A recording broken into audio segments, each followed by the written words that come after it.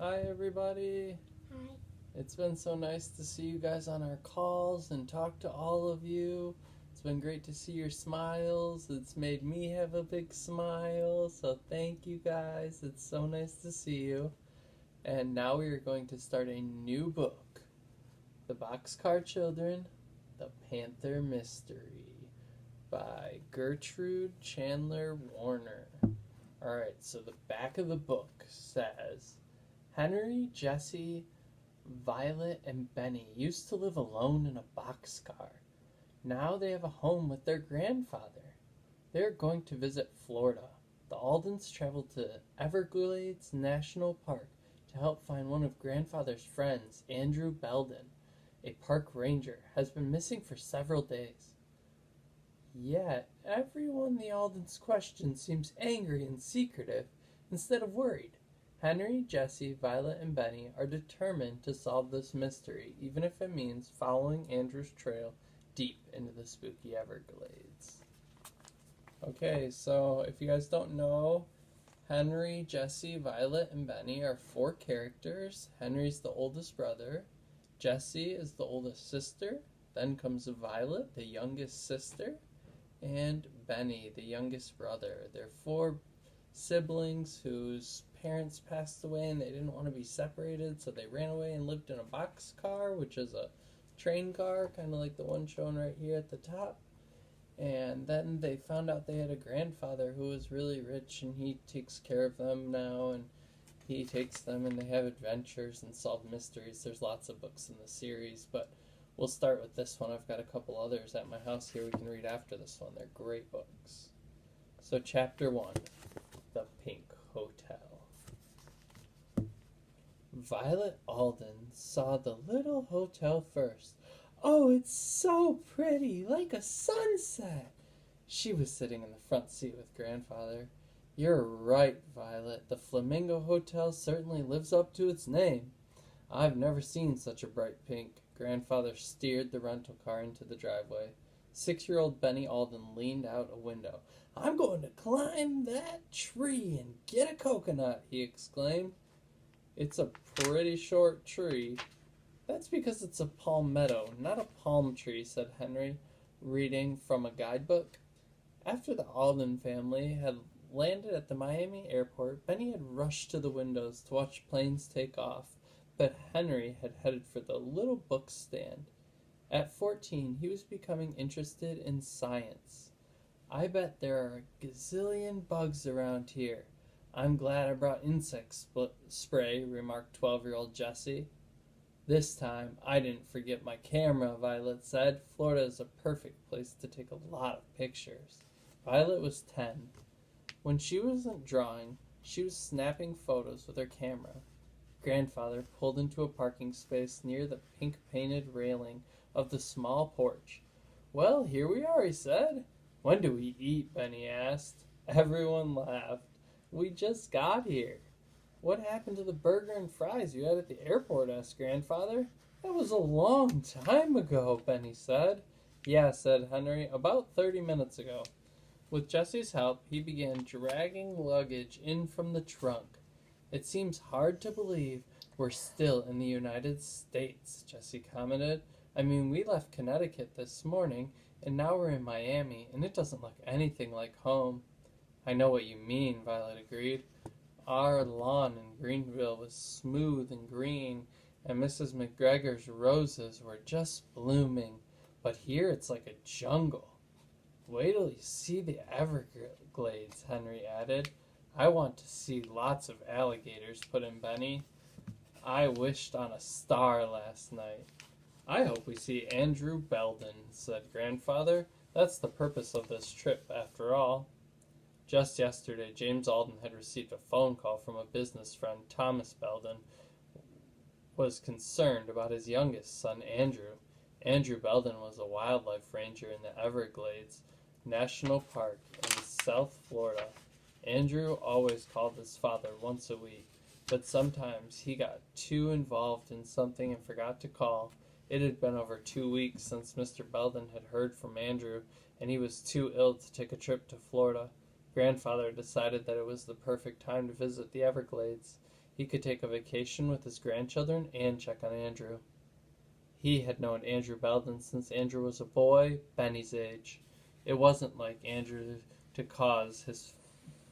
ill cause his ill father needless worry. So the Aldens packed and flew to Florida. It seems like we're always on the go, Jessie remarked as they carried their luggage up the cement porch steps. Maybe it's because we once lived in a boxcar, Henry said thoughtfully. Even though the boxcar didn't go anywhere, we've gone lots of places since Grandfather found us. After the children's parents died, they had no home. Afraid of the grandfather they had never met, the children lived in an old boxcar in the woods. When James Alden found his grandchildren, he was overjoyed to have a brand new family. But the boxcar did go someplace, Benny pointed out. That's right, said Violet. Grandfather had our old boxcar brought to his backyard so we can play in it. The screen door opened, and a small, dark-haired woman held it open for them, smiling. You must be the Aldens. I'm Mrs. Ethel Johnson. Welcome to the Sunshine State. They all filed into the cool hallway and set the luggage down. Grandfather went over to the small registration desk to sign in and chat with Mrs. Johnson. After being in the bright sun, the children blinked at the dim interior. From the darkness came a sudden loud cry. Hello! Violet was so startled she nearly dropped her tote bag. What? Ethel Johnson waved a hand. Oh, pay no attention to Molly. She just wants to be noticed. As their eyes adjusted to the dim light, the kids realized the screamer was a red parrot on a tall perch. Wow, cried Benny. What a big beak she has. I bet she eats lots. Only nuts and seeds, said Ethel, and animal crackers. Does she say different things, Jessie asked. She thought the bird was beautiful. When she's in the mood, Mrs. Johnson replied. Now I'll take you to your room. This is a little hotel. I hope you don't mind sharing 2 baths. Not at all, said Grandfather. Your place is charming. Oh, how nice of you to say so, Mrs. Johnson said, leading them down the long hall. There are 5 rooms. I've put you in 3, all in the back, so you can see the sunrise. The girls are in here, the boys are next door, and Mr. Alden is across the hall. Right now, you are my only guests. Thank you, Grandfather said. If you need anything, just give a yell, shouted Mrs. Johnson on her way back down the hall. As soon as the woman was down the hall stairs, Jessie began giggling. What's so funny? Henry asked. No wonder the parrot is so loud, Jessie said between giggles. He learned to yell from Mrs. Johnson. They all went into their rooms to unpack. The rooms were cheerfully decorated with prints of the Florida Everglades. It looks like a swamp, said Benny, staring at the picture over his bed. It isn't really, Henry told him. It's more like a river with lots of long grass growing in it. You'll see. We'll go there tomorrow. I wish we could go today, Benny said. I want to see an alligator. Just then, Grandfather passed their door. There you all are. I want to make some calls to Andrew and the visitor center where he works before the Everglades Park closes today. What about dinner, Benny said. Alligators suddenly forgotten. We'll eat in a while after I make the calls, Grandfather told him. Why don't you and the kids go for a walk? It's been a long trip. First on the plane, then driving out from the city. You could use the exercise. Great idea, said Violet. Let's take a look at our neighborhood. The sun was beginning to slide over the stately royal palms that lined the street. The air smelled sweet from flowers. I'd love to live here, Jessie said, picking a trumpet-shaped blossom and tucking it behind one ear.